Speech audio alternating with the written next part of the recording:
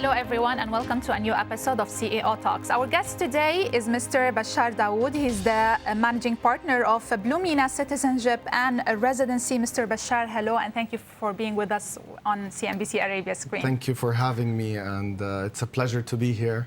I appreciate the platform for young professionals to be heard and to express themselves. Thank you. Thank you so much, Bashar. If we can first start by introducing Bluemina Citizenship and Residency and the services the company provides. Okay, so Bluemina was founded in 1997 by Mr. Wasim Daoud. The first two branches were in Montreal, Canada and Amman, Jordan. So we provide citizenship by investment, residency by investment services across the MENA region. We are an approved and licensed entity by the governments that we work with. So over the past 20 years plus, we've served over 1,000 families. We've assisted them in obtaining residency or citizenship abroad. We operate in 9 different branches, which we're very proud of, across the MENA region. We've helped people of over 25 nationalities, and we're very proud to have over 80 employees right now with our firm. So who are your main targeted clients? And do you have like kind of a special tailored services to a specific type of investors? Okay, so to answer you, maybe 15 years ago, I would have a more definite, precise answer.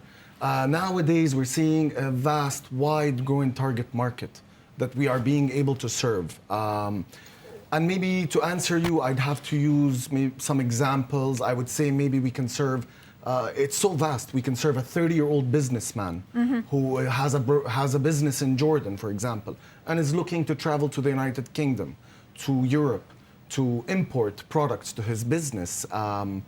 So this type of client needs accessibility, needs visa-free travel. I can talk to you about a businesswoman in the prime of her business with many branches across the MENA region who wants to open a branch maybe in the United Kingdom, in Italy, in Germany, and this gives her the opportunity to do so. I can speak about families who look for access to healthcare for their children, access to schooling. A family, for example, that wants a plan B can do permanent residency in Cyprus. So that is somewhat of what our target market is. You know, being a son of an immigrant myself, I know firsthand what it is to have a second citizenship. I grew up with a second citizenship and benefited so much through travel, meeting people, through the business experiences that I've obtained. And my second citizenship helped me achieve the success that I have done in my own career. So I know firsthand exactly what it is to have a second passport. You see, globalization has made it very important for a person to have residency, a second residency in Europe, a second citizenship. I would say maybe back in 2005, this was a luxury product, whereas today I do truly believe it's a necessity for someone to expand the horizons of his business, teach their children abroad, be able to live your country that could be in crisis at any time you want, and be able to reside somewhere else. So you mentioned a key word, which is globalization, and we all know that COVID-19 pandemic has hugely impacted the globalized world and what we know about globalization. So what kind of impact did COVID-19 have on this industry? Okay, I mean, it's a fair question. I mean, COVID-19 impacted the whole global economy in a negative way. In regards to our industry specifically, I do truly think that it was a stream of income for certain governments to have their own residence by investment program, to have their own citizenship by investment program, whereas, let's say, their tourism industry fell. They had this stream of income that helped support their government and gave income to their population, their citizens. It was very strategic for them to have these programs in place while the whole world's economy was collapsing. For the client himself, I think it gave a pause during lockdown, during this whole pandemic. It gave a pause to a lot of people across the region to think, where am I right now in my business, in my lifestyle? What's my family status? And it gave a surge of demand in the citizenship by investment and residency by investment programs. So a lot of individuals started seeking safety, I would say, security in these programs. A backup plan, a plan B. But I mean, this whole stop to the world, I would say the pandemic, actually allowed them to think. And that is why we have had an exponential increase in demand, a growth in demand. And for us as Bluemina, we also had to adapt. We couldn't travel anymore, and yet the demand was there, and we had to serve these clients. So we had to think of unconventional ways to continue the service that we provide to our clients. So did you have to come up with new type of services and products to serve the structural shifts that we have seen in this industry due to COVID-19? Did you witness that now special kind of clients are requesting new type of services that was not there prior to COVID? Yes.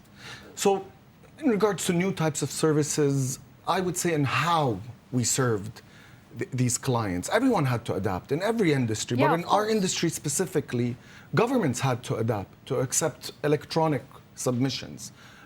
Clients had to adapt where we are virtually meeting with them through Zoom meetings, whereas in the past, pre-COVID, they wanted to come to the office. Now they use these channels to commence their program, to commence the procedure, and even all the way to finalizing and obtaining the status that they seek. Us as Bluemina, we had to shift the way we work, and we had to move forward, open branches while not visiting the new city, doing it all virtually, hiring new staff that will help all of this extra demand in these clients. We need to hire professionals to help us, and this was all done virtually. I would also say, I think as Bluemina, I think we're going to be the first in the industry to open a virtual office. So Bluemina is going to have the first virtual office, and I think it's going to be the first in our industry where we can serve the client wherever he is, any part of the world, with a click of the button. He can access our channels, access our professionals, our advisors, and commence the procedure until he or she finalizes the procedure, all virtually, through our channels, through our virtual office. So this is something that we are looking forward to. So I'll get back to the part where you were discussing your expansion plans Yes. in the years to come. But first, let me ask you: do you have any kind of government collaborations? Do you have kind of government agreements that help you through running your business? Okay, so like I said, that's a great question, by the way. I think that is the most important aspect of our business that people don't tend to focus on. So the key to success in our business as a firm, being the middle person between candidate, applicant, client, and government, collaboration, cooperation with governments is the most vital key to our success. So we actually travel pre-COVID. We travel to the governments, to the programs that we offer in our firm. We travel, we get to know who the governments are. Who are the individuals that are working in the units of these governments? We get to know what their culture is, what their ideas are, what their objectives are, what kind of clients they seek. And the person that benefits the most from this relationship we have with governments is actually the client. We allow ourselves to guide the client in a very efficient way. When we know what the government wants, and we know what the client wants, we can bring them together. This way, all three parties will have a fruitful relationship. The client being the most important, in my humble opinion, I think will take advantage of that collaboration the most. So let's move on to talk about your future strategic expansion plans. What can you tell us about that? I can say so much. Every firm, anywhere you go, plans to expand. That's the whole point of any business, I believe. But especially in our business, I think just to talk about ourselves, of course we plan to open new branches. Of course we plan to be in places where we can reach out to clients and we're more available there. The issue is how to do it. Things have changed. So how to do that? I spoke a bit about our virtual office. This is going to be a new trend, I believe, a new standard where clients who don't feel like going to a certain office in Doha or Dubai, they want to do it all virtually through online meetings, and we have the platform to do that. That is one aspect of expansion that we are looking into. We will be opening new branches. We will be collaborating. That's another expansion. We will be collaborating with more governments that have been inspired now with what happened in COVID to open new programs. So we will be looking forward. That's a part of expansion. And I think the most important thing that people forget is when they want to expand is the core of our business mentality, our ideology, is to serve the client. That is the biggest way to expansion, how to serve the client. So whether it is in transparency with all the information and details that we give to the client, whether it's in the efficiency, I am giving him a time frame, what is the cost? This is the core of expanding, to remain at your true ideology of client comes first. And us at Bluemina, we'll always have that mentality. We have had success with that mentality, and we hope to continue this success in the coming years. Thank you so much, Mr. Bashar Daoud, for this interview. And you are the managing partner of Bluemina Citizenship and Residency. Thank you for being with us on CNBC Arabia. Thank you for having me. I look forward to coming back again and again. And thank you, ladies and gentlemen. This is the end of this episode. Thank you so much for watching. Goodbye.